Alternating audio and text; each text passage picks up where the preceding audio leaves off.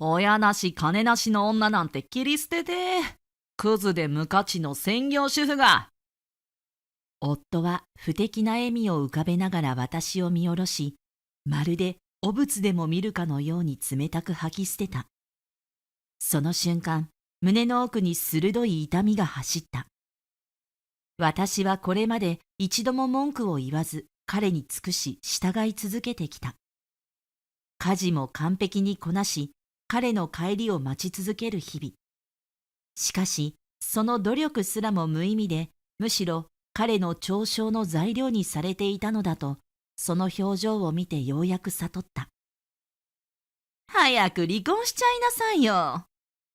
夫の言葉を聞いた義父と義母は手を叩きながら大喜びし、毒々しい笑顔でにんまりとほくそ笑んだ。彼らの笑い声が部屋中に響き渡り、私を追い詰めるように頭の中に突き刺さる。その声は私が惨めな顔をするたびにますます高まり、私の悲しみや絶望をまるで娯楽として楽しんでいるかのようだった。私は幼い頃に両親を亡くし、頼れる場所も逃げる場所もない。そんな私を、はじめは夫も義両親も温かく迎え入れてくれた。かわいいお嫁さんね。君の一生懸命な姿が素敵だよ。生涯孤独な私も、これで幸せな家庭を築くことができる。そう思っていたのに。私の弱さを知り尽くした夫と義両親はいつしか嫌味を言い、私の失敗を嘲笑い、執拗に私を追い詰めることを楽しんでいた。夫にとって私は妻ではなく、自分の優越感を満たすための道具に過ぎなかったと、しばらく経って気づくこととなる。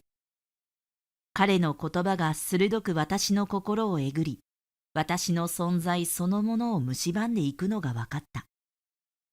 傷ついた心を見せることで、さらに彼らの攻撃は激しさを増す。うつむき、ただ耐え続ける日々。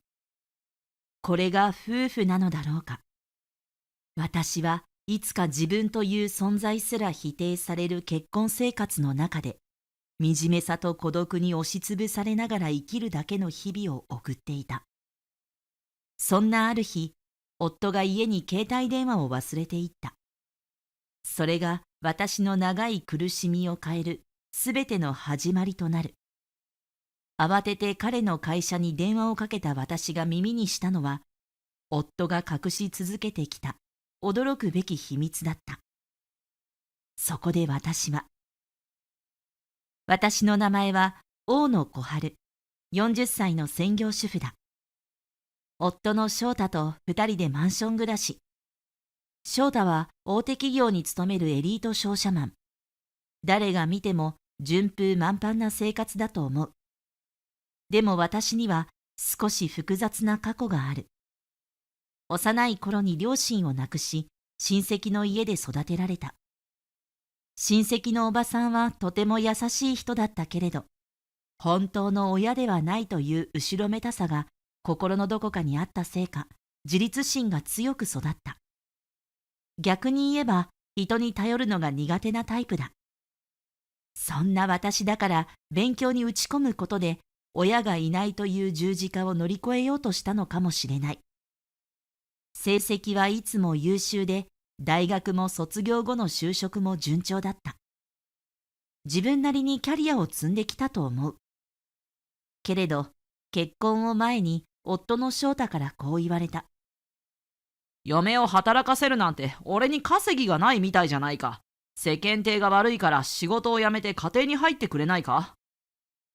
少し迷ったけれど、幸せな家庭を築きたいという気持ちがあった私は、夫の言葉に従って専業主婦になることを選んだ。翔太の収入は十分だったし、生活に困ることはなかった。でも、それが崩れたのは数年前のことだ。ある日、翔太が携帯電話を家に忘れていった。いつも取引先から頻繁に連絡が来る忙しい人だから、携帯がなければ仕事にならないはず。私は心配になり、翔太の会社に電話をかけて携帯を届けるつもりだった。しかし、会社の人から返ってきたのは予想外の言葉だった。大野さんなら3ヶ月前に退職されていますよ。頭が真っ白になった。今朝もスーツを着て出社していった翔太。一体どこに行ったのだろう。私は動揺を隠しながら会社の人にこう言った。あ、そうでした。すみません。私の勘違いでした。そう言って電話を切ったけれど、胸が張り裂けそうだった。私は急いでタンスから通帳を取り出した。夫の翔太が毎月生活費を振り込んでくれる通帳だ。確認すると生活費はこれまで通り問題なく振り込まれている。次に翔太の給料が振り込まれている銀行のネットバンキングにアクセスした。そこで目にしたのは3ヶ月前に振り込まれた大きな金額。おそらく退職金だろう。会社の人が言っていたことは本当だった。そして2ヶ月前から見知らぬ会社名で振り込まれている給料が9万円。私はその会社名をネットで検索してみた。それは派遣会社だった。どうやら翔太は私に何も告げず、大手企業を退職し、現在は派遣会社で働いているらしい。プライドの高い翔太のことだ。会社を辞めたことも、給料が激減したことも言い出せずにいるのだろう。生活費が滞らないようにと退職金を切り崩して補填していたことからもそれがうかがえた。その時、翔太の携帯電話が鳴った。私はメモしておいたパスコードを使い、翔太の携帯を開く。そこでネットバンキングへのアクセス通知を確認し削除した。翔太は知らないだろうが、私は翔太のネットバンキングのアカウントやパスワード、さらには携帯電話のパスコードまで全て把握していたのだ。その夜、翔太はいつも通り帰宅した。お疲れ様。私はいつもと変わらない態度で、夫のカバンと上着を受け取る。疲れたよ。翔太も特に変わった様子はなく、風呂に入り夕食をとった。私は翔太が携帯を忘れていたことを伝えず、さりげなく机の上に置いておいた。翔太は携帯電話に気づき、すぐに中身を確認していたようだが、何も言わなかった。そして翌日も翔太は普段と変わらない様子でスーツを着て出社していった。この状況を打開するために私には何ができるのだろうか。そう考えた末、まず必要なのは収入だと気づいた。私はすぐに親戚のおばさんに電話をかけた。おばさんは私が幼い頃に両親を亡くしてからずっと面倒を見てくれた人であり、両親の残した実家の管理もしてくれている。おばさん、少し相談があるんだけど。私は現在の状況を説明し、収入を得るために実家を貸し出そうと考えていることを話した。おばさんはすでに子供たちが独立し、自身の生活にも特に不自由はない。この家は小春ちゃんのものなんだから好きにしていいよ。そう言って私の提案を快く受け入れてくれた。ありがとうございます。私は感謝を伝え、すぐに不動産屋に連絡を入れた。そして物件の査定に来てもらうことにした。実家は築年数こそ古いものの、おばさんが丁寧に管理してくれていたおかげで、リフォームの必要はなく、そのまま貸し出せるとのことだった。不動産屋の言葉通り、ほどなくして借り手が見つかり、私は家賃収入を得られるようになった。こうして少しずつ新たな一歩を踏み出したのだった。ある日の休日、その日は近所に住む義両親が我が家を訪れていた。義母は言った。小春さんは翔太のおかげで専業主婦ができていいわね。あ、はい。私は夫が大手企業を退職して今は派遣会社に勤めていることが頭をよぎったが、ぐっとその言葉を飲み込んで話を合わせた。義父の久志と義母の純子は有名大学を卒業し、有名企業に就職した夫のことを誇りに思っている。翔太は子供の頃から成績が優秀で、近所では神童と呼ばれていたらしい。義母は近所のママ友の集まりでいつもリーダー格だったそうで、息子の優秀さを鼻にかけていたとか。翔太自身も両親の期待を一身に背負い、一番を目指して努力してきたと話していた。義父が夫に尋ねる。翔太、仕事の方はどうなんだ？翔太はスラスラと答えた。ああ、忙しいよ。毎日携帯が鳴りっぱなしだよ。不景気だからね。どこも人員削減して、残った優秀な人材に目いっぱい仕事を押し付けているんだ。義母は感心したようにうなずいた。それは大変ね。できない人はクビにされて、より優秀な人が会社を支えているのね。まあね。翔太は声を低くして答えた。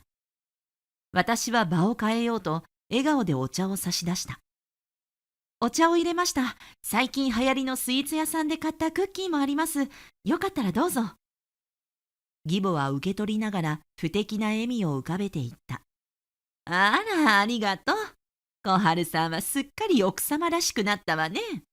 でもね、はじめは親がいない人を翔太のお嫁さんに迎えるなんて、ちょっと気が引けたのよね。ねえ、お父さん。ああ。義父は義母に話を合わせる。翔太は昔から優秀だったから、愛情深いご家庭の娘さんをお嫁さんに迎えるつもりだったの。でもあなたがいたからね、仕方なく許したのよ。翔太が笑いながら口を挟む。母さん、それは言い過ぎだよ。小春がかわいそうだろ。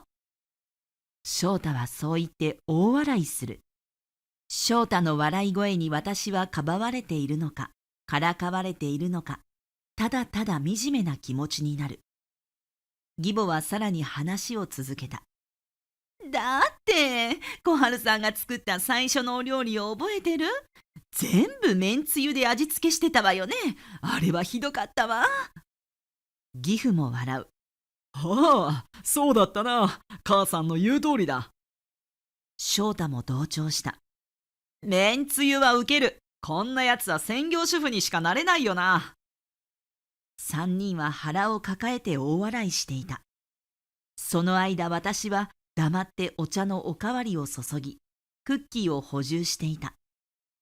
この三人は私の失敗や弱点を見つけては笑いの種にするのが大好きだ。まるでそれを糧に生きているかのように、しつこくバカにしてくる。私は誰にも気づかれないように小さくため息をついた。両親を亡くした私には帰る場所がない。だからこそ逃げ場のない私を標的にして執拗に嫌味を言い続けるのだろう。プライドばかり高く中身のない人たち。そんな彼らに嫌気がさしてきた。そろそろ離婚について真剣に考える時が来たのかもしれない。私の頭の中で離婚という文字がますます鮮明になってきた。そのためにもまずは経済的に自立する必要がある。仕事を探さなければ。しかし専業主婦としてブランクのある私に一体どんな仕事ができるのだろうか。不安が次々と押し寄せた。プライドばかり高く中身のない翔太や義両親にバカにされる毎日。心をすり減らす人生をこのまま続けていいのか。そんな思いが私を奮い立たせた。いや、私は絶対にそんな人生を歩みたくない。不安を払拭するため、私は昔の職場の知り合いに連絡を取ることにした。久しぶり。実は専業主婦でずっといるのもなんだか時間を持て余す気がして再就職を考えているんだけど。そう電話で話すと、知り合いはすぐに明るい返事をくれた。ちょうど空きが出たところなのよ。その面接受けてみない？ありがとう。でもブランクがあるから少し心配なんだけど。小春さんなら大丈夫よ。その言葉に励まされ、私は面接を受ける決心をした。不安がゼロになったわけではないけれど、急に舞い込んだこのチャンスを逃すわけにはいかない。ダメ元でもいい。とにかく頑張ってみよう。そう心に誓い、私は一歩を踏み出した。そんな矢先、実家を貸していた借り主から引っ越すことになったと連絡が入った。さらに面接を受ける予定の会社は実家の近くにあることが分かり、私にとって好都合だった。そうだ、今の家を出たらそのまま実家に引っ越せばいいんだ。離婚を決意してから身の回りで起きる出来事がどれもタイミングよく感じられる。もしかすると天国の両親が私を心配してそっと背中を押してくれているのかもしれない。そう思うと胸が温かくなり、自然と笑みがこぼれた。頑張らなくちゃ。私はそうつぶやきながら離婚届を取りに行き、記入を済ませた。そしていつでも新しい生活を始められるよう、少しずつ自分の荷物をまとめ始めた。片付けをしていると結婚式の写真が目に留まった。あの頃の翔太は本当に優しかった。支え合って幸せな家庭を築けると信じていた。けれど今の翔太はプライドばかりが高く、そのプライドを保つために私を利用するような人になってしまった。写真を見つめるうちに、かつての幸せな日々を思い出し、自然と涙があふれてきた。それでももう前を向いて歩いていかなければならない。結婚当初の写真はすべて置いていこう。それとも捨ててしまおうか。手放す決心をして、私は荷物をまとめる手を再び動かした。未来に向けた新たな一歩を踏み出すために。結婚の準備を始めて忙しくするうちに、冬が深まっていった。年末年始の忙しさに追われて、すっかり離婚を切り出すタイミングを逃していた。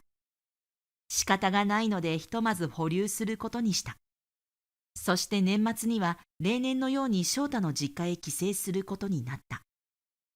しかし、この帰省は私にとってとてもつらい時間となる。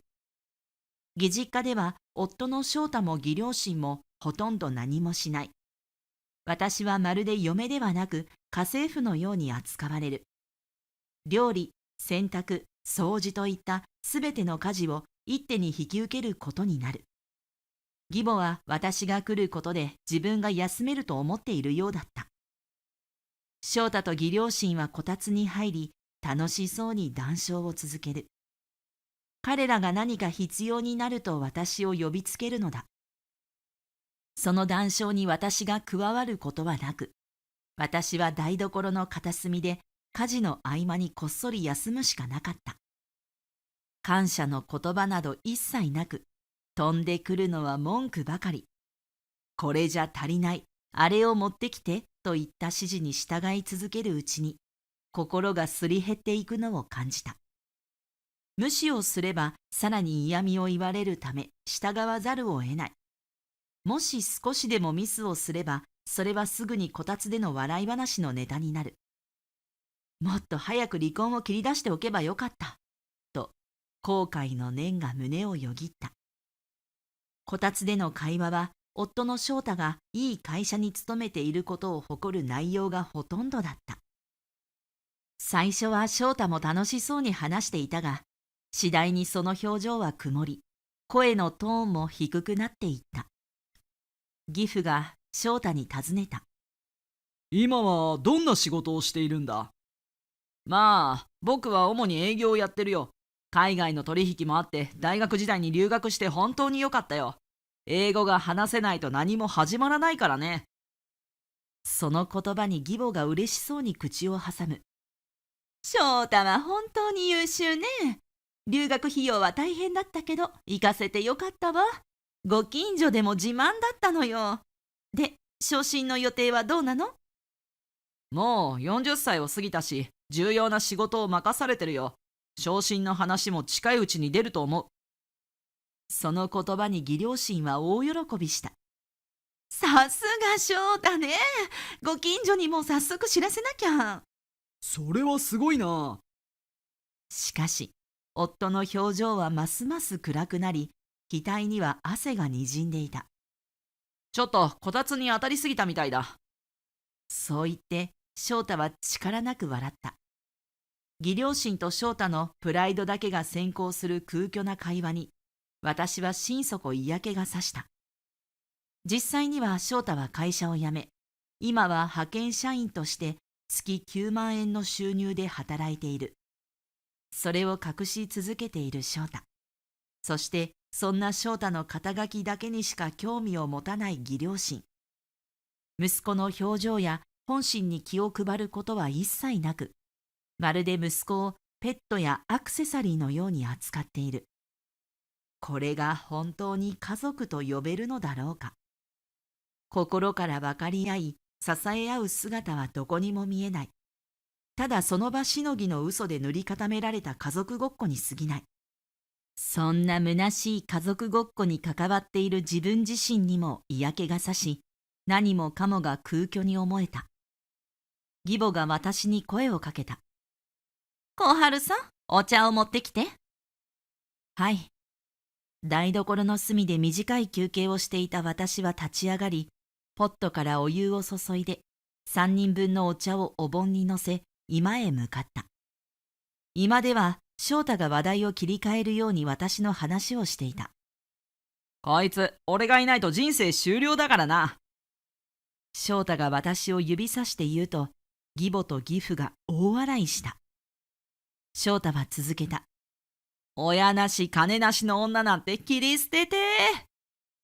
お茶を運んだ私にお礼の一言もなく、まるで見下すように言い放つ夫。その言葉に義母と義父は手を叩いて大喜び。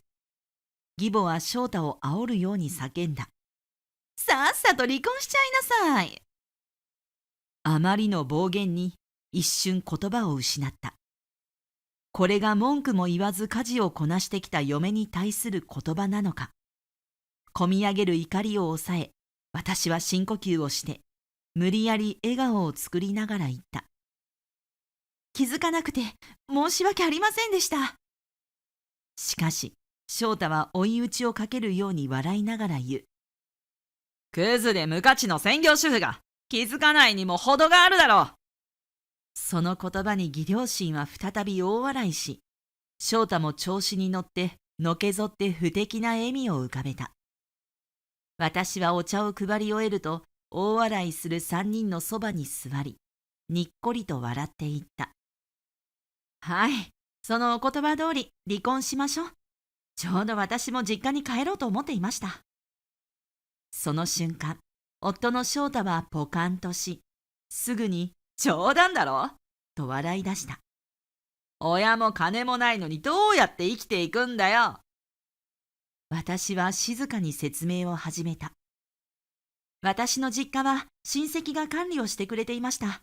最近生活費が足りなくなったので相談し、実家を賃貸に出していました。そのおかげでこれまで家賃収入を得ていたんです。その言葉に義母は即座に反応する。なんですって？翔太がしっかり稼いでいるのに生活費が足りないなんて失礼じゃないの。翔太は大企業に勤めているのよ。私は冷静に返した。お母さんはご存じないかもしれませんが、翔太さんの月給は今9万円です。そして現在はお母さんが思っている大企業には勤めていません。義母と義父は驚きの声を上げた。なんだって？私は落ち着いた声で続けた。翔太さんは数年前に大企業を退職されています。正確には人員削減によるクビでした。でもプライドの高い翔太さんはその事実を私に隠し続けていました。退職金を切り崩しながら生活費に充てていたんです。義母は夫に詰め寄る。翔太、小春さんの話は本当なの？翔太の顔は青ざめ、震える声で、お前どうしてそれを？と答えた。その言葉で真実味が一層増した。私はさらに続けた。今は派遣社員として働いていて、月給は9万円です。それでも足りない分は私が家賃収入から補填していました。義母は激高し、義父も愕然とした表情で夫を見つめていた。翔太は何も言えず、ただ黙っている。私は夫の翔太に向き直り、毅然とした声で言った。私はずっと離婚のタイミングを見計らっていました。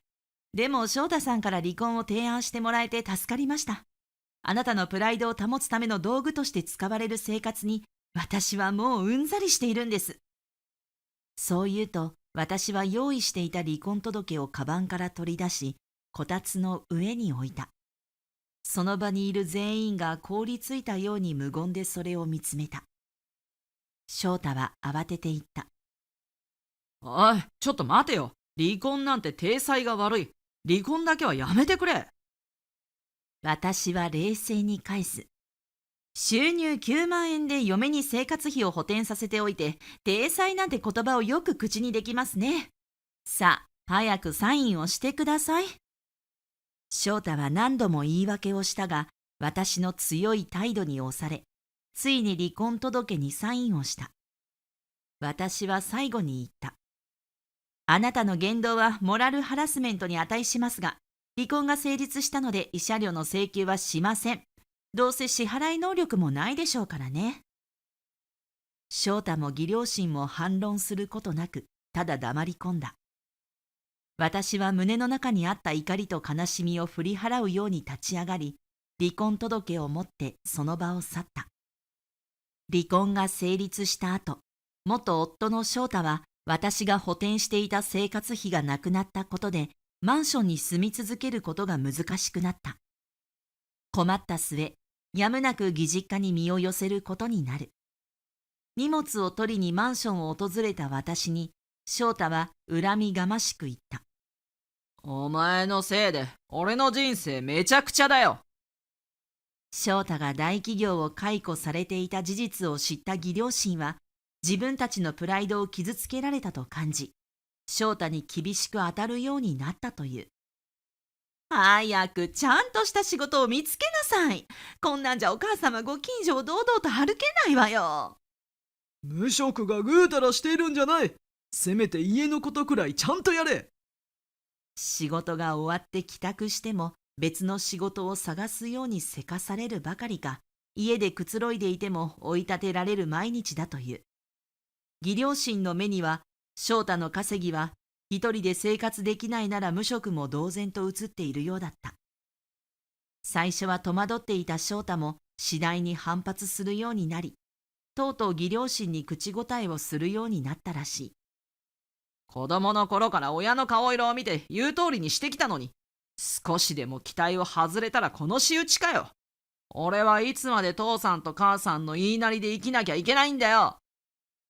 その言葉を聞いたとき、翔太のことを少し気の毒に思った。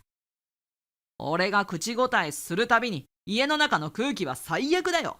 それでも家を出て一人暮らしする余裕なんかないしな。嘆くように翔太は言った。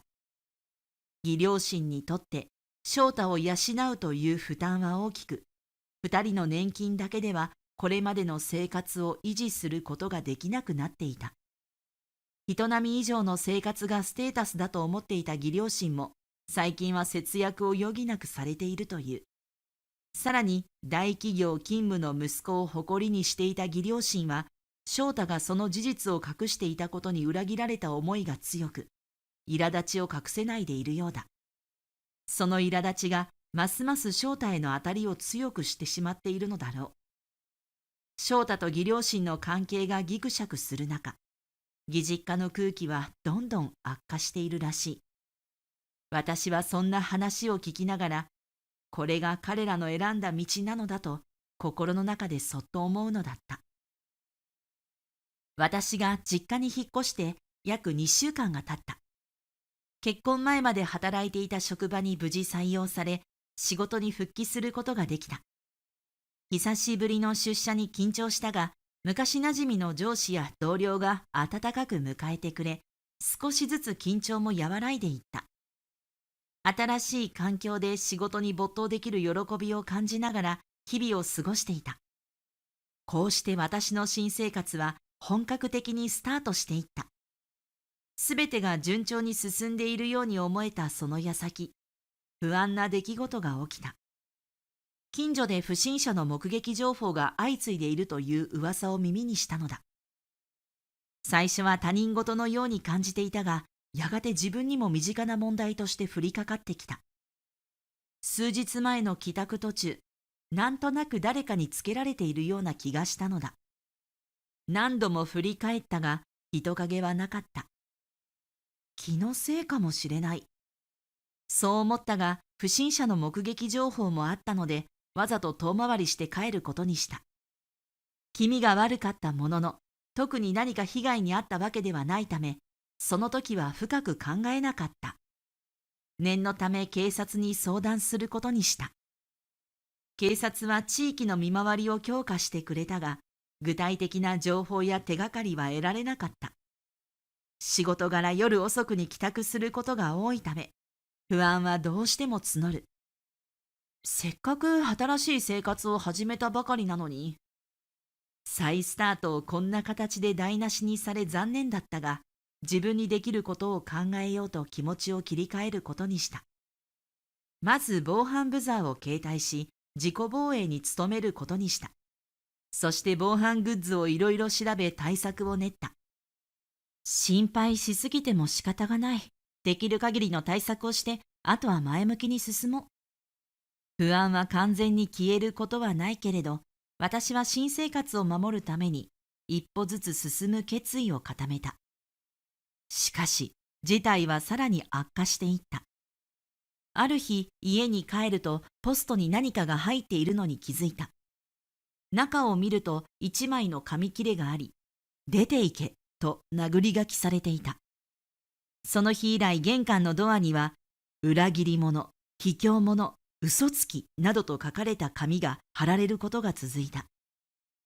休日に家で一人でいるときには、無言電話やピンポンダッシュの嫌がらせまで起こるようになった。誰かが私の行動を監視しているのかもしれない。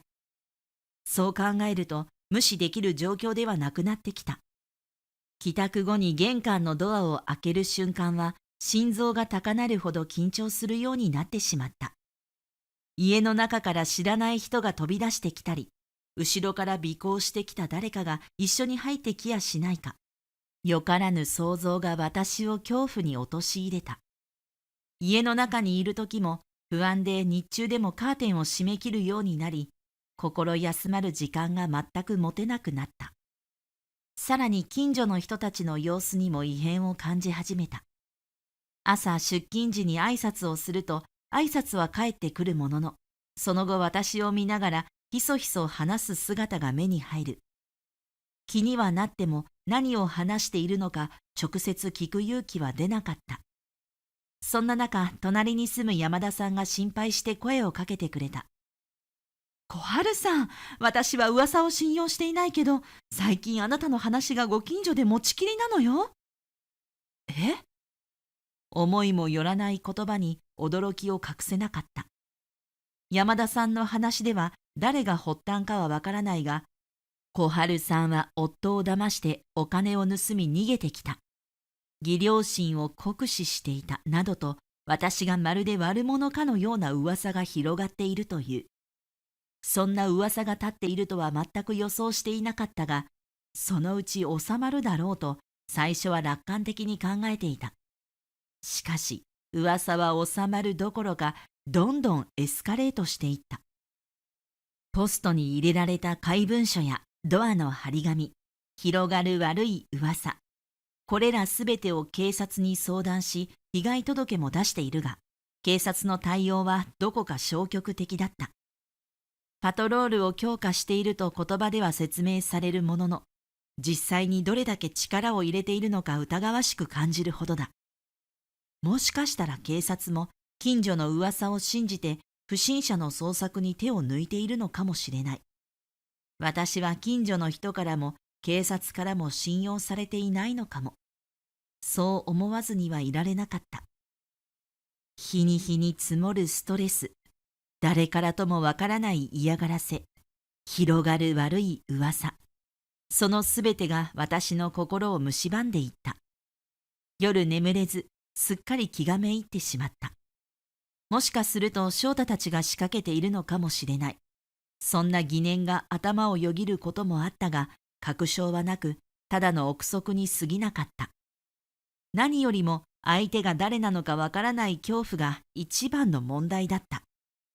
万が一嫌がらせをしている人物と鉢合わせしたらどうなるのだろう。そう考えると恐怖で身動きが取れなくなりそうだった。実家を貸し出して引っ越すことも考えたが、噂が広がっている中で借り手が見つかるとは思えない。解決の糸口が見つからないまま、私は途方に暮れていた。でも、諦めるわけにはいかない。片っ端から自分でもできることを探した。防犯グッズを調べていると、自宅に設置できる防犯カメラが目に留まった。これだと私は思わず声を上げた。警察が頼りにならないのなら、自分で証拠をつかむしかない。そう決心した。すぐにネットで家庭用防犯カメラを注文し、自宅の玄関前や裏手の塀など、いくつかの場所に設置した。そして数日後、朝に出勤しようと家を出ると、またしても玄関のドアに例の嫌がらせの張り紙が貼られていた。恐る恐る防犯カメラの映像を確認すると、そこには驚くべき光景が映っていた。人通りが全くない早朝、まだ薄暗い時間帯に人影が2つ。映像には犯人の顔がくっきりと記録されていた。それは義父の久志と義母の純子だった。翔太は映っていなかったが、義両親が張り紙を貼る様子がしっかりと映像に残っていた。私は驚きつつも、さらに証拠を集めるため、しばらく義両親の行動を泳がせることにした。そんな中、元夫の翔太から突然連絡が入った。久しぶりだな。ちょっと気になることがあるんだが、もしかしてうちの両親がそっちに行ってないか？翔太によると、義両親が私に対する嫌がらせについて相談していたのを盗み聞きしたという。まさかとは思ったが、不安になって電話してきたらしい。私は冷静に答えた。その通りよ。先日も玄関に嫌がらせの張り紙をしていったわ。え？翔太は電話の向こうで驚きの声を上げた。私は防犯カメラに映った映像を翔太に送った。映像を見た翔太は、自分の両親がそんな行動をとっている事実に愕然とした様子だった。こんな陰湿なことをするなんて、あの表情、正直両親だと思えない。翔太はそうつぶやき、ショックを隠せない様子だった。さらに私は続けた。嫌がらせは張り紙だけじゃないのよ。無言電話やピンポンダッシュもされているし、ご近所に私の悪い噂も流されているの。なんだって？翔太はさらに驚き言葉を失った。そしてぽつりとこう漏らした。なんというか、まるで子供だな。その後、翔太はしばらく黙り込んだ。私はどう言葉をかけていいのかわからず、ただ軽く別れの言葉を告げて電話を切った。数日後、証拠がすべて揃った。防犯カメラには玄関に嫌がらせの張り紙を貼る様子だけでなく、ピンポンダッシュをする姿や近所の人に話しかける場面までが記録されていた。さらにカメラの音声には義母の声でこう話しているのが収められていた。ここに住む小春というやつはとんでもない悪魔なんですよ。皆さんは被害に遭っていませんか？息子も私たちもあいつのせいで散々な目に遭いました。ここ最近起きていた嫌がらせのすべてが義両親によるものだという証拠は十分だった。私はこれらの証拠を持って警察に行く準備を進めていた。その矢先、元夫の翔太から再び連絡が来た。私が警察に行く予定を伝えると、翔太は意外な言葉を口にした。俺も警察に行って事情を説明するよ。思いがけない申し出に驚いた私は翔太に理由を尋ねた。翔太は義両親の行動に怒りを感じる一方で、自分自身についても気づいたことがあると話し始めた。この数日間、今までのことを考え直していた。それで分かったんだ。両親は俺を一人の人間としてじゃなく、ただ自慢できる道具としてしか見ていなかったって。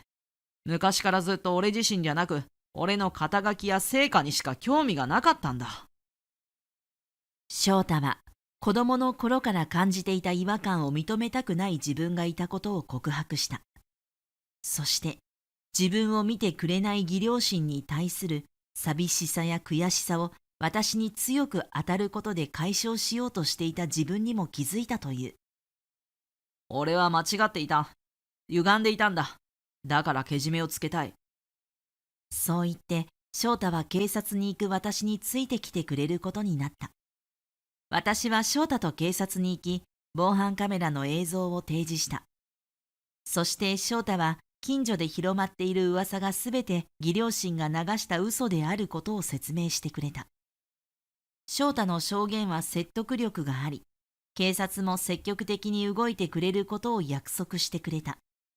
その後、翔太と警察は私に対してしっかりと謝罪をしてくれた。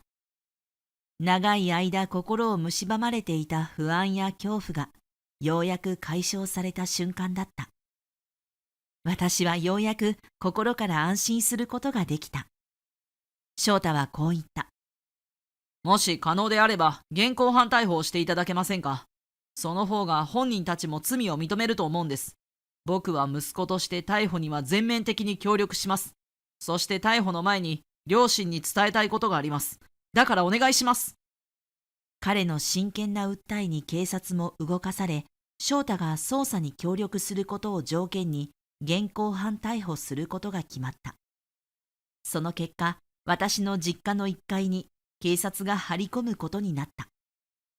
翌朝、警察が見張る中、義両親がまた嫌がらせをしにやってきた。手には、卑怯者、くたばれと書かれた紙を持ち、それを玄関に貼り付けて去ろうとしたところを警察に呼び止められた。義両親はその場で現行犯逮捕となった。それでも義両親は言い訳を繰り返した。私たちはただ散歩していただけですよ。張り紙なんてしてません。私は義両親のもとへ行き、監視カメラの映像を見せた。お父さん、お母さん、お二人の行動は映像としてしっかり記録されています。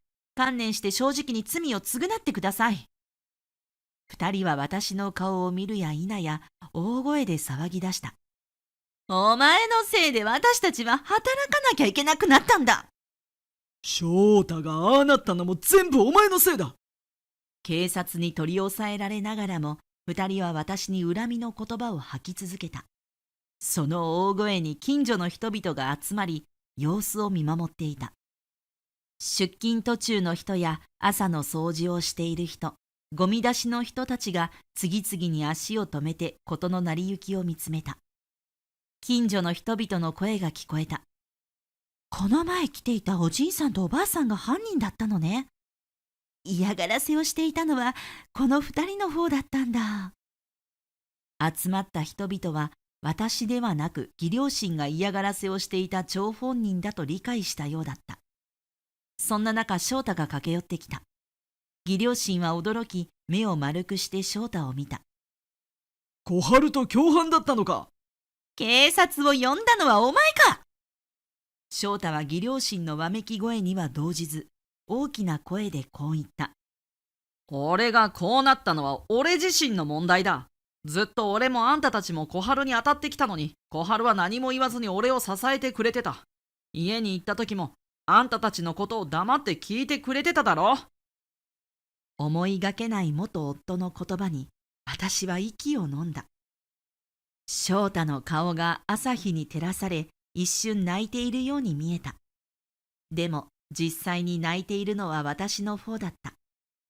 翔太の声は静まり返った現場に響き渡り、義両親や私だけでなく、周囲に集まっていた近所の人々の耳にも届いた。もう離婚してしまったけれど、もう遅いんだけど、でも、元夫の翔太は私のことを理解してくれた。私の努力は無駄じゃなかった。生涯孤独だと思っていた私に思いがけない味方ができたような、そんな不思議な喜びが湧き上がった。しかし、義両親はなおも叫び続けた。こき使って当然の女なんだよ。両親がいない娘を嫁にもらってやったんだから感謝しろ。専業主婦の無能が、張り紙がお似合いだ。義両親のわめき声だけが虚しく響く。警察も近所の人々も二人に冷ややかな視線を向けていた。彼らの発言が自らの墓穴を掘る結果になっていることに、義両親はようやく理解した様子だった。翔太は静かに息を吐き、警察に向かって頭を下げた。ありがとうございました。もう十分です。連れて行ってください。そして翔太は義両親に向き直り、はっきりとした声で言い放った。俺はもう縁を切るよ。その言葉に義父と義母は驚き、慌てて翔太にすがりつこうとした。しかし翔太はその手を振り払った。その毅然とした姿には、翔太自身がこれまで義両親から無視されてきた日々が映し出されているように見えた。翔太はずっと自分の学歴や就職先ではなく、自分自身を両親に見て欲しかったのだろう。しかし、その願いが叶わないことを悟り、今ここで最終的な決断を下したのだと私は感じた。その様子を目の当たりにした義母は、突然ヒステリックに叫び出した。こんな息子なんていらないわよ。その言葉は虚しく響き渡った。一方で義父は最後まで義母の言いなりだった。本当に私を憎んで行動したというより、義母の指示通りに動いていただけではないだろうか。義父の気持ちは最後までよくわからなかった。最終的に義父と義母は名誉毀損や侮辱罪で慰謝料を支払うことになる。そして一連の嫌がらせや事件の話は義実家周辺にも広まり、今度は義両親自身が近隣の人々から冷たい目で見られる日々を送ることになったのだった。私は長く続いていた不安な日々からようやく解放された。会社からの帰宅も安心してできるようになった。今回の経験で、たとえ困難に直面しても、冷静に対処すれば道が開けるということを実感した。義父と義母は私に対する慰謝料を支払うために借金をすることになったそうだ。このことは私の体調を気にして連絡をくれた翔太から聞いた。義両親は朝から晩までアルバイトに明け暮れる生活を送っているが、それでも日々の生活費に加え、私に対する罪の償いの重圧がのしかかっているらしい。さらに事情を知る近所の人々の目に耐えられなくなったという。これもすべて日頃からの二人の傲慢な態度が招いた結果ではないかと私は考えている。そしてプライドの高い二人は夜逃げ同然で姿を消したそうだ。しかしアパートを借りる資金もなく、義実家を売却して資金を捻出する判断もできなかった義父母は、ついに路頭に迷う結果となった。元夫の翔太は自分の言葉通りに義両親との縁を切ったようだ。彼は借金に苦しむ義両親を助けるつもりはないと私にはっきり話した。そして反省の末、派遣先で真面目に働くようになっていた。翔太はこう言った。今の仕事はそれなりにやりがいがあるよ。見栄やプライドに縛られることなく、目の前のクライアントにちゃんと向き合えている気がするんだ。電話越しの翔太の声は以前とは違い、まるで別人のように穏やかに響いた。義両親の事件を通して翔太は自分の弱さを認めることの大切さに気づいたのだと思う。そして自分の弱さや他人の至らなさを受け入れることで、ずっと背負い続けていた重荷から解放されたとも話していた。仕事では不要なプライドもなくなり、次第に能力も認められつつあるようだ。よかったね。きっと翔太なら大丈夫だと思うわ。私は晴れやかな声で言い、静かに電話を切った。義両親の事件以来、私は近所の人たちとも無事に和解し、穏やかな関係を築けている。お父さん、お母さん、私は元気にやっているよ。私は心の中でそっとつぶやいた。両親と一緒に住んでいた頃を思い出しながら家の手入れをするのが楽しい。仕事も順調で、職場の人たちも優しい。やっと自分らしい日々を送れているという実感があった。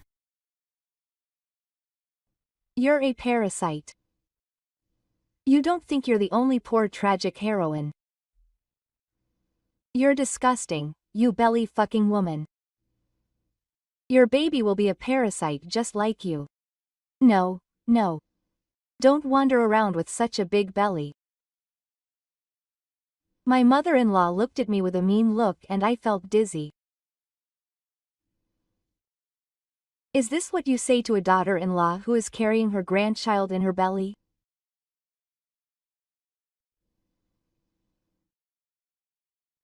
I was tired and sleepy after getting up before sunrise and cooking for 13 relatives, and my heart was torn apart by sadness and humiliation after being hurt by the terrible words from my mother-in-law.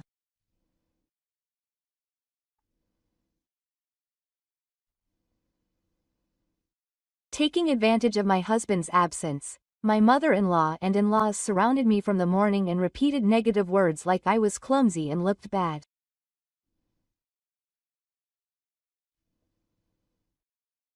Every time they did that, my 9-month pregnant belly got bloated and I couldn't help but worry about my baby. I'm sorry I'm such a weak mother. But I'll protect you. I took a deep breath and tried to calm myself down, but the relatives around me turned a blind eye to me.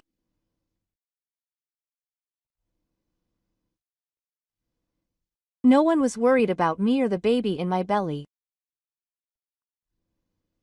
Feeling lonely and humiliated, Yoshima shouted out loud.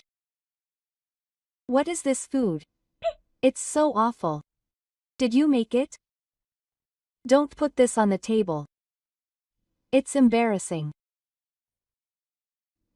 He put the rice I had been making since yesterday in his mouth and spat it out. Then he mashed it with his chopsticks and threw it in the trash. How awful. I just stood there, stunned. Yoshima should know how much time I spent cooking.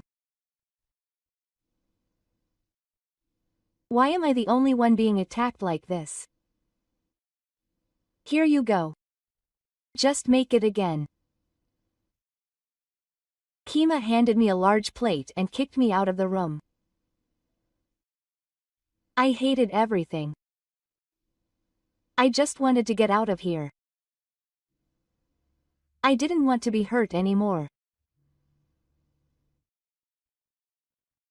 I couldn't bear this situation and told my husband in tears, and suddenly my husband grabbed my arm forcefully. Where are you planning to take me? I had no intention of returning to that room anymore. However, my husband opened the door to the room without paying any attention to me and said something unexpected. My name is Endo Shiori, 30 years old. I got married 3 years ago. I met my husband through an acquaintance and we dated for about 1.5 years before deciding to get married. When I went to greet my parents-in-law and Mayu for the first time, I greeted them with a smile. My mother-in-law is strict and has a strong personality.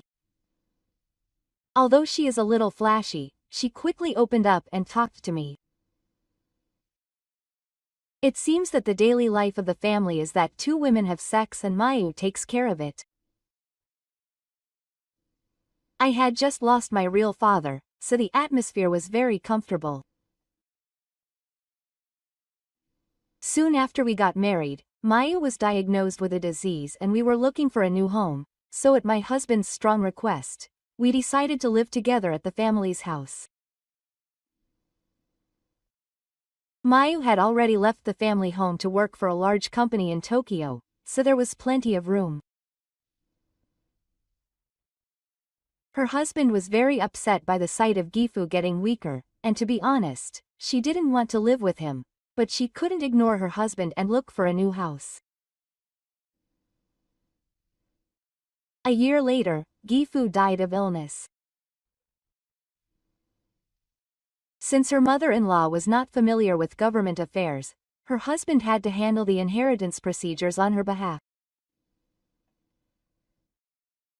As a result, she found out that her parents' savings and the remaining loan balance were over 10 million yen.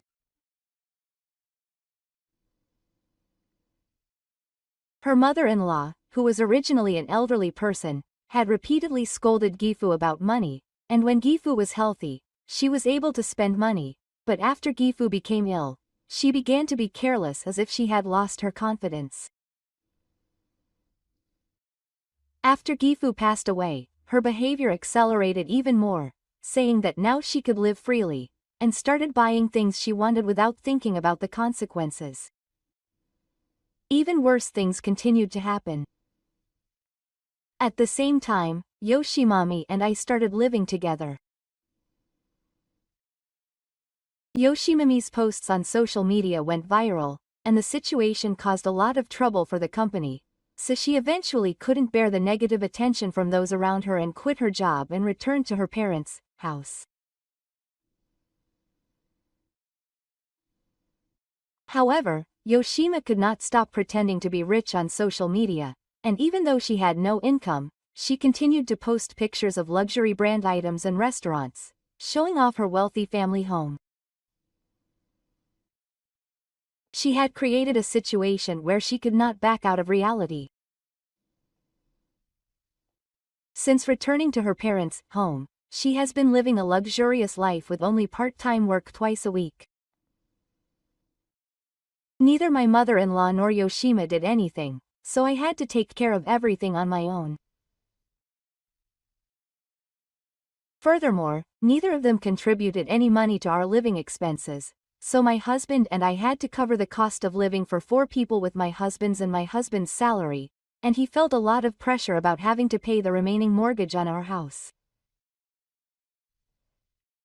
In addition to that, my mother-in-law and Yoshima's living expenses and retirement expenses. My husband worked too hard, thinking that he had to do something about it. He eventually developed depression. He decided to quit his job. However, my husband immediately asked to work part-time at his new company within his limits.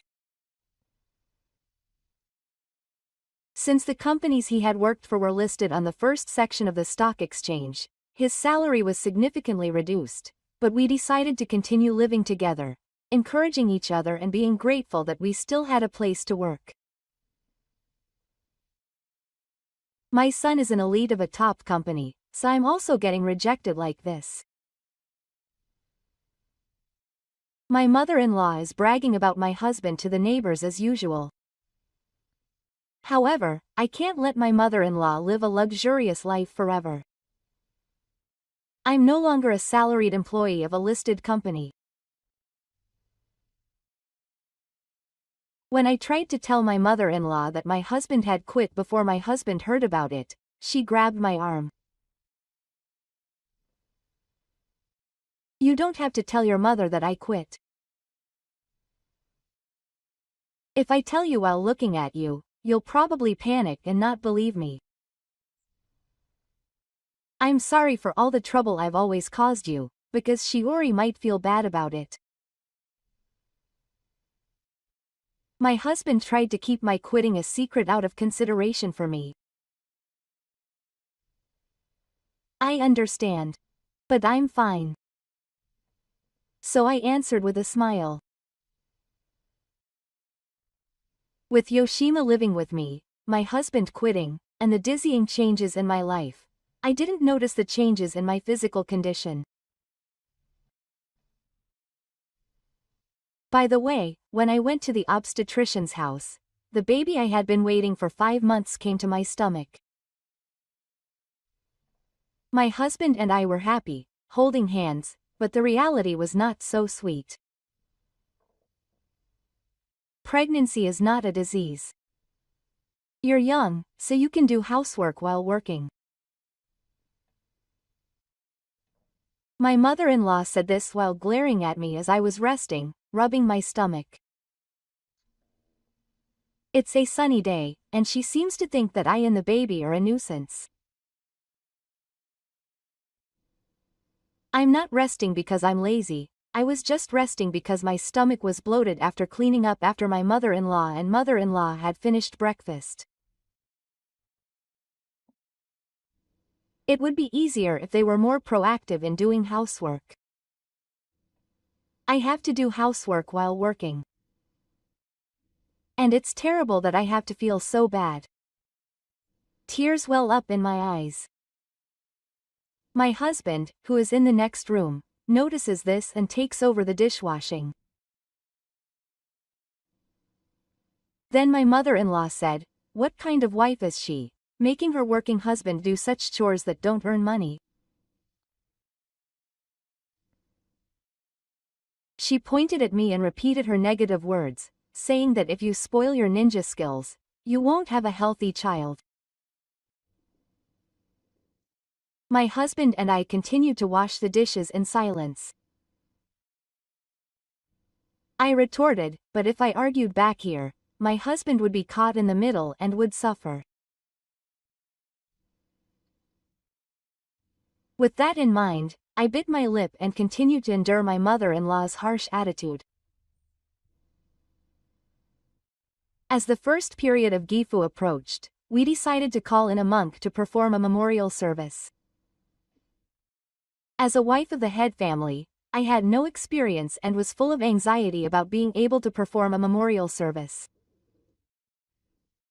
I asked my mother-in-law how memorial services had been held in the past. She said, "Oh, as the wife of the eldest son, it's only natural that you should know that much. Many relatives will be coming and we'll also be inviting a monk, so we can't be rude at all." Quote. She didn't tell me anything and her cold gaze showed her obvious disgust for me, which scared me. I was at a loss, so I decided to ask my mother at home for advice. My mother is also an experienced wife of the eldest son who has been managing the family for decades. She answered all my questions accurately. How should I contact the temple? What things should I prepare for the little ones? She answered all my questions kindly and carefully. Thank you so much, Mom. I think I'll be able to perform the memorial service with this. By the way, how are you doing lately? Have you had any problems? I asked casually, thinking it was just a casual conversation. Then my mother said, "Actually, we've been getting a lot of door-to-door salesmen lately.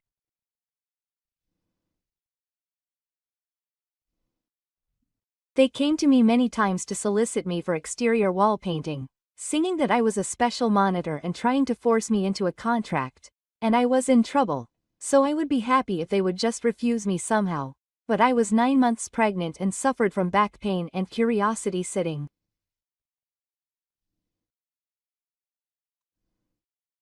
To be honest, it was hard to go to my mother's house by bus and train with my body. I'm sorry, Mom. I want to say it too, but right now my body is in pain and I want to help my kind and loving mother, but I can't do anything and I'm filled with sincere regret." When I hung up the phone, my mother-in-law walked over to me in a hurry. "Shiori-san, this time 13 relatives are planning to come, so please be careful. Please prepare the food and alcohol well. Oh, by the way, the food has to be homemade. Please prepare a lot of Japanese food and freshly cooked rice." Saying that, my mother-in-law handed me an envelope. I thought she was handing the money to the monk, but inside was a note with the relatives, preferences and disliked ingredients. Please read this memo carefully and have a good time. Don't embarrass me. My head is spinning. There's no way I can make all the dishes that are written in the notes. I guess I have to pay for the ingredients and the money to give to the priest. All I could think about was that piece of hair. As my body screamed, I was forced to prepare for the memorial service. My wife and I are going to the hospital today. We're going to my 3-person house and my husband's clinic. First, my 3-person house. When the doctor puts the echo on my stomach, both my husband and I smile. The doctor also said that I'm healthy, which was a relief. Next, will my husband be seen? The doctor also said that I'm fine now. There's no problem with returning to normal work. He said that, and my wife and I held hands and rejoiced. I was always haunted by financial anxiety with no end in sight. If my husband can work as a full-time employee again, I can give birth with peace of mind. Remembering the baby I saw in the third wife's echo earlier, I couldn't stop crying. I'm sure everything will be fine from now on.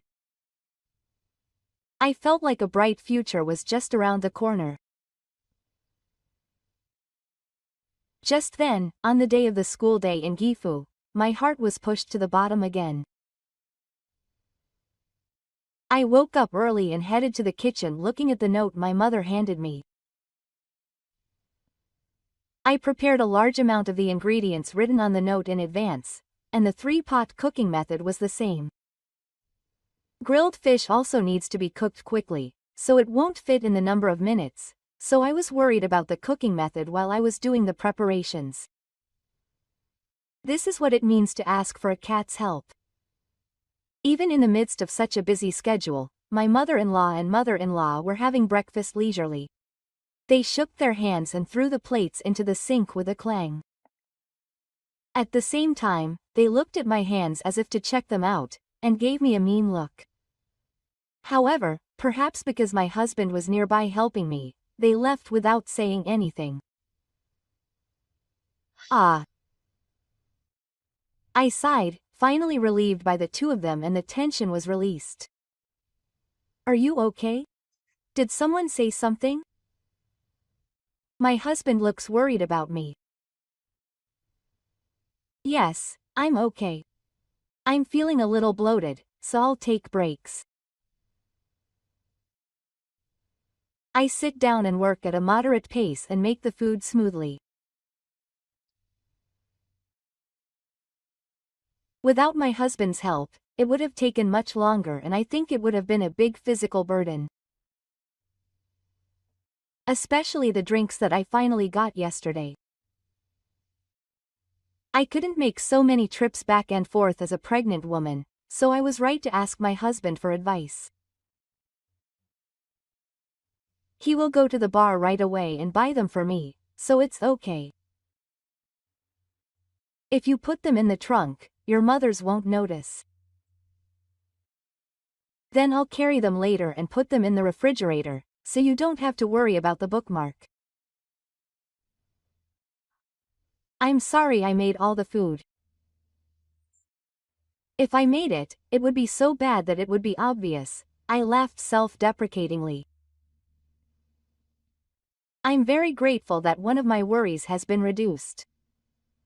My husband and I cooperated to set up the venue for the memorial service. With her big pregnant belly, she removed the altar and the guest room, set up a large table, and carried chopsticks, plates, and cups one after another. She had to pass through the living room between the kitchen and the Japanese-style room, and even though she didn't want to, she could see her mother-in-law and her mother-in-law drinking tea and laughing while watching TV. Every time I passed by them, I felt irritated and wondered why they didn't help at all.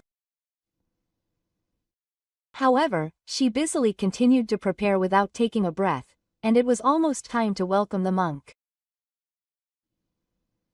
I'll go and pick up the monk for a bit. Don't push yourself.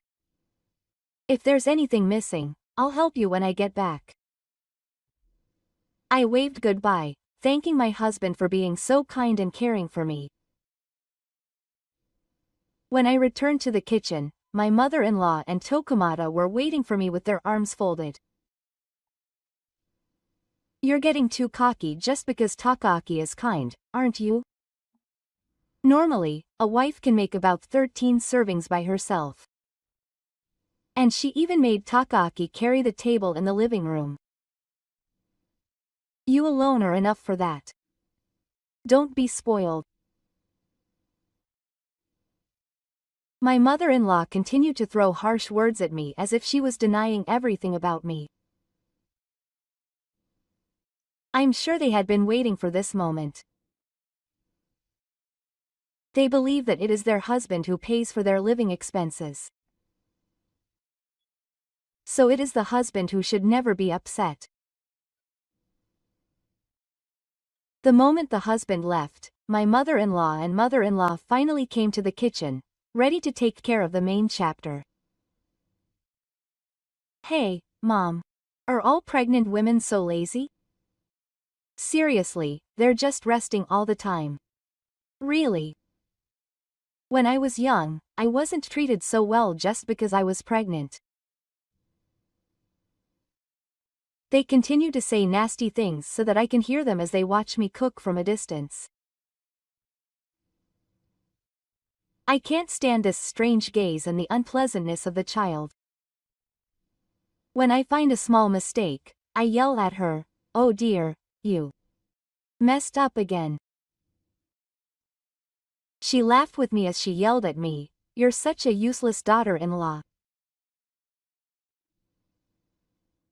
After a while, the relatives arrived one after another and I politely exchanged greetings with each of them.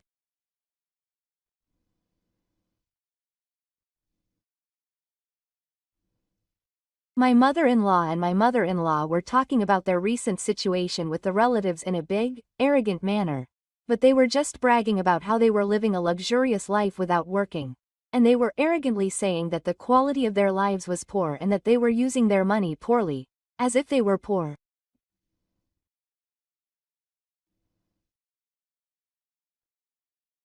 They were concerned about me carrying beer bottles with a big belly, and they told me that it must be hard to carry something heavy with a big butt.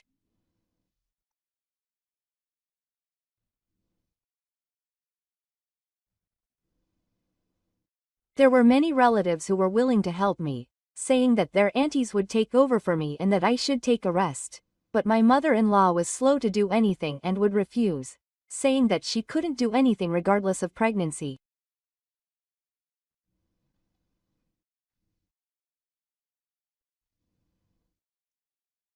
Moreover, if I even knocked over a glass, she was a really helpless daughter-in-law. Even just her big body was a nuisance, but she got stuck to me. When the relatives told me to calm down, the abusive language got worse. At first, my relatives were on the same side as me, but as if they didn't want to be told anything more by my mother-in-law, they just looked at me with pity and ignored my mother-in-law's abusive words. I even wanted to cover my ears and disappear. I've been working hard in my own way, moving around without a break since morning. My back is about to give out. I'm physically exhausted. On top of that, my mother-in-law and I are being sarcastically looked at by my relatives. No one is on my side here. I was tormented by loneliness and tears were about to spill, when suddenly Kima shouted, Wow, what is this damn disgusting food? You can't make such disgusting food. Is your sense of taste rotten? Plus, the food is not colorful and doesn't look good at all. Kima was smashing my platter of food into pieces with her chopsticks. It was especially the earthquake food that I had been making for a long time and was soaked in the flavors that had been prepared since last night. I put the confirmation in my mouth, spat it out, and dumped the contents into a nearby trash can. Everyone around me was shocked, and I was so shocked that I couldn't move.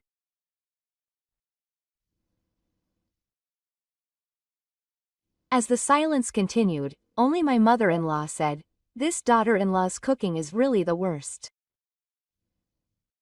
She deserves to be thrown away. But the platter is gone, so go and make the confirmation again. Next time, I'll make sure everyone enjoys a delicious meal." I was so shocked that I couldn't even stand up. My stomach was bloated and I felt like I couldn't breathe properly. I took a deep breath and calmed myself down, knowing that I had to give the baby oxygen. None of my relatives cared about me. The moment I swallowed my tears to protect myself and my baby and tried to stand up, my mouth opened. My husband appeared there. He seemed stunned by the gloomy atmosphere and didn't know what was going on. "Oh, the monk is here. Let's have him give us some." The relatives and in-laws followed the monk to the funeral. I felt relieved, but at the same time I remembered being told to make the confirmation again. I quietly got up and went to the kitchen and picked up a block of pork belly that was stocked in the freezer. I had spent so much time since yesterday making it so that everyone would say it was delicious and eat it. I couldn't believe that the food I made would be thrown away in the trash like that. Yoshima's mean face. I will never forget it. How could he do something like that to the family he lives with? Tears suddenly started to overflow. The regret and emptiness grew in my heart.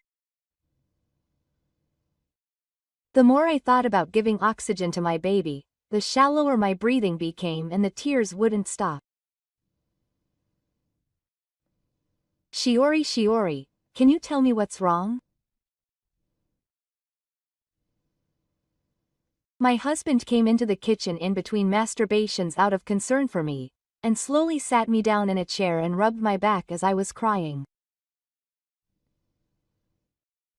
For a while, my voice echoed through the kitchen. In fact, after you went out to pick up the monk, I slowly told my husband the facts as slowly as possible without getting emotional. My husband listened to my words with a serious look of sympathy while hitting my hammer.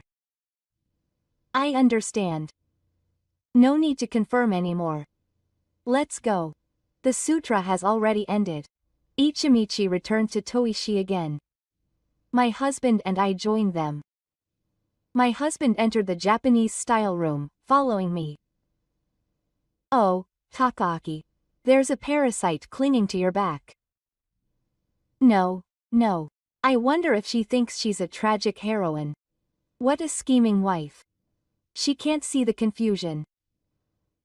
I want to cut off all ties with her and be free from this wife. My mother-in-law stared at me as if she saw something nasty. My husband lowered his head and continued to listen to his mother-in-law's words quietly. That's right. Our family is my mother, my brother, and me. There's no point in keeping such a money-grubbing person close to us. Let's get a divorce quickly and make a happy family just for us. Can't you read the atmosphere and get out of here too? Kima pointed at me and yelled, and started eating the food she had been complaining about earlier. I've reached my limit. I thought I couldn't bear the words of the two of them anymore. My fingertips were trembling and I couldn't hold back the tears. My heart was a mess with anger and sadness. I'm sorry. I can't do this anymore. I'm going back to my parents' house. The moment I opened my mouth to leave, my husband said in a calm voice, protecting me with his back. Well, Mom, we're leaving this house. My mother-in-law couldn't hide her surprise at my husband's sudden words. My mother-in-law stared at my husband's face with a stunned expression. With her mouth full of food, my mother-in-law stood up in silence. There was a moment of silence, and then my husband slowly opened his mouth. It's mean. It's bad business for the baby to have my mother and sister there. I don't really want to hear it now. The voices of the two of you.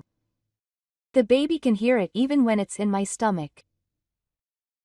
Shiori and the baby are the most important family to me.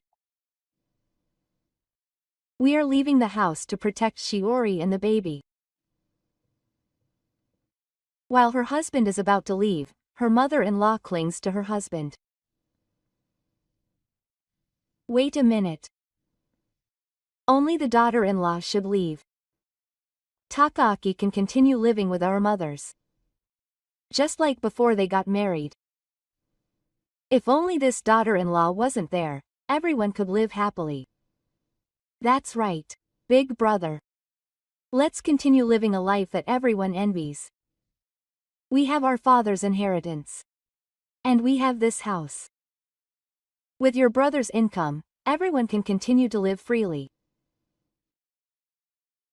Hearing the words of the distraught mother-in-law and stepmother, the relatives look at each other and start whispering. Wait a minute.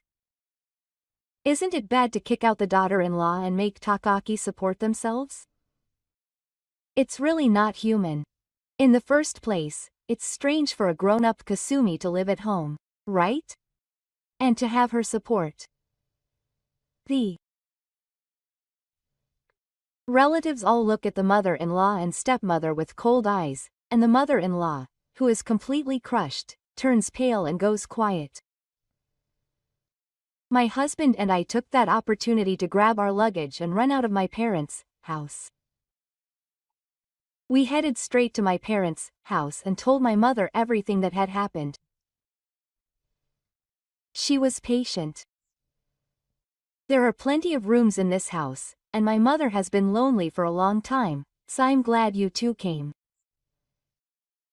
She welcomed us with a kind smile, saying that she doesn't mind if we stay as long as we like. They prepared futons for us in their room, and we finally took a break. I've been moving around since morning and my legs and waist are sore from fatigue. When I lay down, I fell asleep without realizing it. If you're going to be staying here the next day, you'll need to get some luggage from home. I'm going now, but what about you? I was asked, so I decided to go with them. I was worried that I would have to bring a change of clothes because I was only able to take out the bare minimum of valuables, but my husband was with me, so it was okay. When we returned to my parents' house and packed our luggage in our bags, my mother-in-law and mother-in-law came. I don't mind you leaving, but I want your living expenses. Enough for me and Kasumi to live comfortably. Considering Takaaki's salary, it's money. The photos of the food I uploaded yesterday were criticized by my followers on social media for looking poor. We're going to a high-end French restaurant, so the two of them hold out their hands with a defiant look on their faces. I was stunned by the way they wrote, as if to say, "What's wrong with that?" My husband started to talk. "I quit my job a long time ago.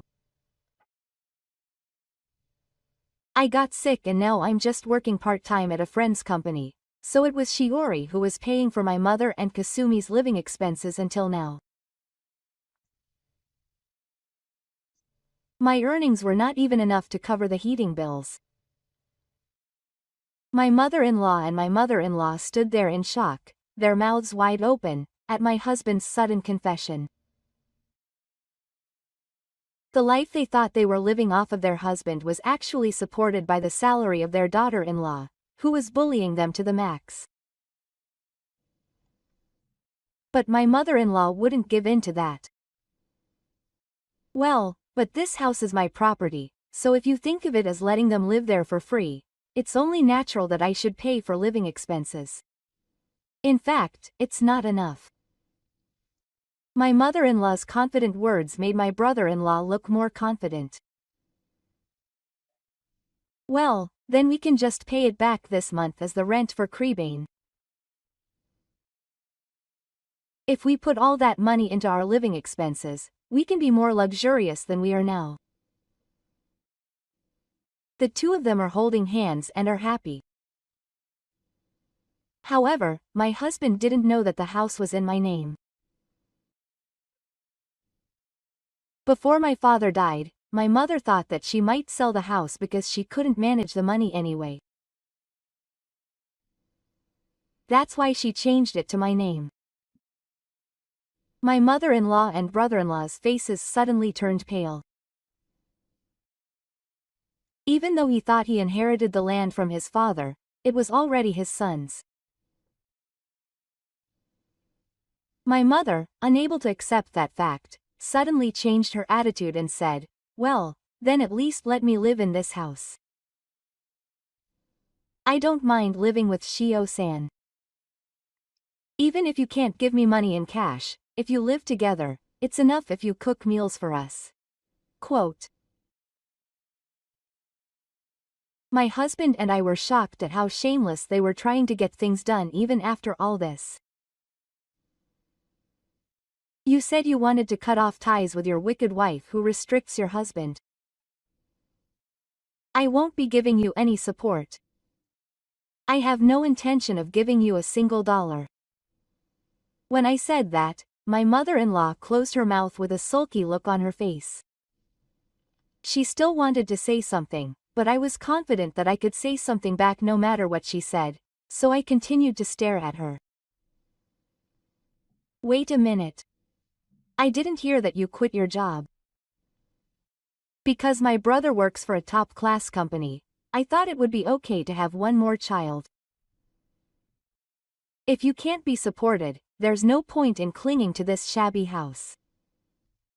Yoshima let out her true feelings, making me and my husband stunned.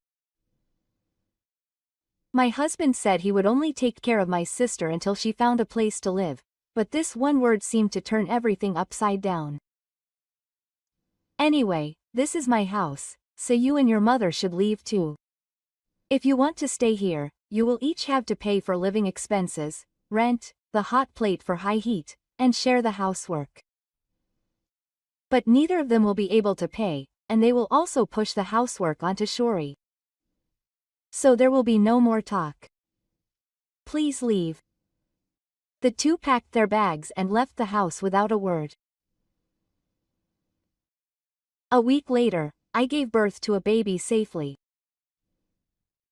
My husband rushed over and was happy with his mother's heart, and I am also happy from the bottom of my heart. A week after my mother-in-law and my ex left the house, I cleaned up the house beautifully. In particular, my mother-in-law's room is always a garbage room, and there are a lot of fallen sweets, lunchboxes, and rotten drinks left in the room. I was told not to enter without permission, so I couldn't do anything, but now that she won't be coming back, I can clean it up freely. Because my husband immediately called a locksmith and replaced all the keyholes, I have the spare, and my mother-in-law and I can no longer stand freely. My husband said that he would be at home with the newborn baby during the day, so he would not make Shori feel anxious about it. My first insemination. My first desire, and I spent a painful hospital stay. And finally, the care of the baby has settled down. 3 days ago. My mother came to visit me, but her smile was not as good as usual. What happened to my mother? She seemed tired. When I asked her, she said, "I'm sorry." Actually, I had kept quiet until now, but after Shiori was hospitalized to give birth, my mother and sister came to visit our house. They even sat on the ground and asked us to let them stay here. Did you really let my mother into your house? Yes.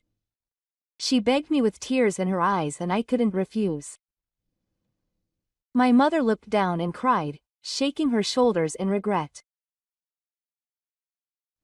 I talked to Takaki about it, but Shiori is still 3 and it's a difficult time mentally, so we settled on keeping quiet for a while, but the situation has become more complicated. Actually, my mother stole the title deed to our house without permission and sold it to a real estate agency without permission. I was so shocked by what had happened that I was frozen in place. Isn't it a lie that the house where my parents and I had precious memories was filled? That mother took the title deed without permission? Isn't that theft? I can't believe that she took advantage of people's kindness, stole their things, and even sold the house without permission. Did you ask your mother about the title deed properly? I asked her about it, hoping that she would lie and meet me, but I did. Of course I did. She said she thought it was trash and threw it away. What's worse, the bank book that she had kept with the title deed disappeared, and more than 1 million yen worth of purchases were made with her credit card. I can't believe she would even steal from her own son's wife's parents. I immediately asked my husband to come to my hospital room and told him what had happened. My husband immediately called my mother-in-law. "Mom, what is going on?" She sold Shiori's mother's house without permission and even her bank book. And she probably stole her credit card and used it without permission. Don't you think that she is doing something terrible as a person? She should just work steadily and live somewhere together. My husband squeezed out the words to his mother-in-law with tears in his eyes and a voice full of anger and sadness. It was the first time I saw her get so angry and emotional. My husband is a man who loves his family very much. If this hadn't happened, I'm sure she would have done something for her mother-in-law and her mother-in-law. However, my mother-in-law should have sold the house and worried about her poor mother rather than worrying about my wife and her mother after she gave birth. They have no money. They don't have a home to live in. If they're family, it's normal for them to help even if they sell the house. She laughs and says that it was the right thing to do to pay the money since they had a lot of space left over anyway. I also bite my lip in frustration when I hear my mother's conversation leaking out. Who could say something like that? And for a thief. That's right. There were a lot of comments saying that Kasumi's new SNS is nice. It's gone viral, so Takaki should take a look at it too. I couldn't believe it, so I asked about Yoshima's SNS account. Then, a post was uploaded with a photo of her parents' house, and it was our new home. In a comment from Yoshima, she said she was happy to be praised for a nice house. The two of them keep repeating unbelievable behavior as people. The whole house is exposed so that anyone can see it as my mother's house. If the neighbors saw it, I would have cried out loud when I saw the screen of my smartphone. All I could do was stroke my mother's back as she cried. My husband immediately hung up the phone and said he was going to the police. I prayed that the house contract would be invalidated, but my mother's penis was stamped on the contract, and I was told that it would be difficult to resolve immediately. The next day, my mother called me and said that the real estate agent had contacted me and asked me to leave by tomorrow. Shiori cried desperately, asking me what to do. I don't know what to do. I've just given birth, so my body doesn't move, and my head doesn't work well because of the nighttime reception. My head was spinning and I was in a state of confusion and I held my head.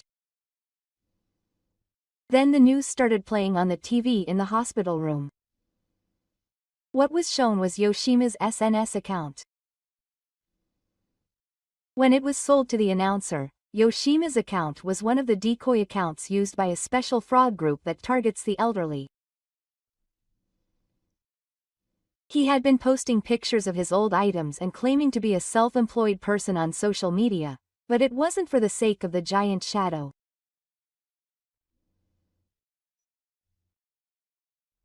He posted a lot of high-end and luxurious items to make the elderly believe that they had a lot of money, and before they knew it, they had broken into their homes and finally robbed them of their homes. It was just like my mother was suspected for the scale of the scam.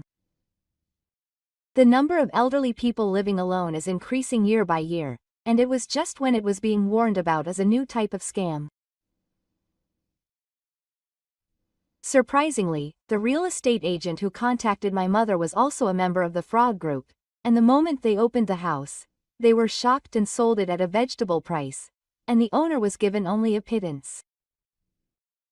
That's right. The elderly people who had their assets stolen all went to the police, but it was too late, and all their rights and land were taken away, and there was no evidence, so they had no choice but to cry. The day finally came when I was in charge. This was also the day my mother had been told by the real estate agent to leave. The real estate agent was also planning to come and change the locks. There was no way they could move in just a few days, so my mother was preparing to move while she was asleep, but the morning came with the house almost untouched.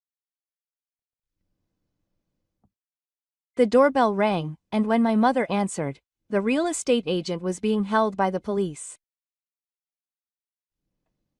My mother-in-law and Yoshima were taken to the police station to be questioned. When Yoshima was being taken away, he loudly said, "I don't know. I have nothing to do with this. I was not informed of anything, and I cried, but I was arrested as an accomplice." During the interrogation, Yoshima claimed that he had nothing to do with this, but it was also discovered that he was actually dating the leader of the fraud. He believed the leader of the fraud saying that he could only love children from noble families, and was trying to sell his family home. It was discovered that my mother-in-law had been deceived and committed fraud, and she was released immediately. My husband was called many times to come and pick him up. Even on the phone, my mother-in-law defended Yoshima, saying that she couldn't believe that the child she raised had done something like that, and that he must have been deceived by some mistake. However, my husband could no longer accept my mother anymore. I have to protect Shiori and our newborn child. Now you have to figure out what to do yourself. With that, I pushed her away. It seems that my mother-in-law had been moving from one relative's house to another, but when the news of Yoshima's arrest was reported on the news, rumors spread that her mother, who had helped commit the fraud, was living there, and she was chased away wherever she went. Having lost her home, money, and credibility, my mother-in-law felt lonely and desperate for the first time. Until then, she had been confident that if she said something, people would listen to her, but that was shattered, and she had to face the reality that no one would lend her a hand. Finally, her mother-in-law, who was mentally cornered, was hospitalized. At the same time, Yoshima was sentenced to death by a felony. A few months later, the incident triggered a warning against special frauds using SNS in the area. The experience of my wife and mother was taken up as a model case to prevent similar damage. Naka learned of the punishment for not cherishing her family and indulging in pregnancy and greed, and the downfall of her mother-in-law and Yoshima. Our family and my mother decided to live together in a new house. Taking care of a baby is harder than I thought, so having my mother nearby makes me feel at ease. My mother was originally a caring person, and since my father passed away, I felt like I had lost my soul, so she was happy to take care of me, thinking that she had found a new purpose in life. When I lived with my parents, I was the only one in charge of cleaning, cooking, and meals, and if something happened, I would be scolded. However, in my new life with my mother, they are considerate of my body and prepare nutritious meals for every meal. My husband had also been taken care of until then. I was hired as a full-time employee at a company I know. I never thought that I would be hired by a company that was so understanding about my health, so my husband said he would work even harder and spend his days fulfillingly. There was a fraud case involving my mother-in-law and my mother-in-law, and of course my mother was called to the police and explained the situation, but at that time, the police officer in charge said that it was not necessary to refuse. Please be sure to say that it is not necessary. It's okay. If you say, next time, again, you will be judged as having room to enter, and your push will become stronger and stronger. From then on, my mother-in-law vowed to herself that she would never open the front door for door-to-door salesmen. When the intercom rang, I often heard her firmly say, "No, please go away," through the monitor. She was a diligent mother who repelled door-to-door salesmen just as she had been taught. I watched with a smile. After that, my mother-in-law moved into a nursing home and said that she regretted her behavior up until then. However, neither my husband nor I have any intention of introducing our children to my mother-in-law yet. There is still plenty of time for her to reflect on herself and take a fresh look at herself. She values people and is able to speak and act in a way that makes those around her happy. I secretly hope that she will become one.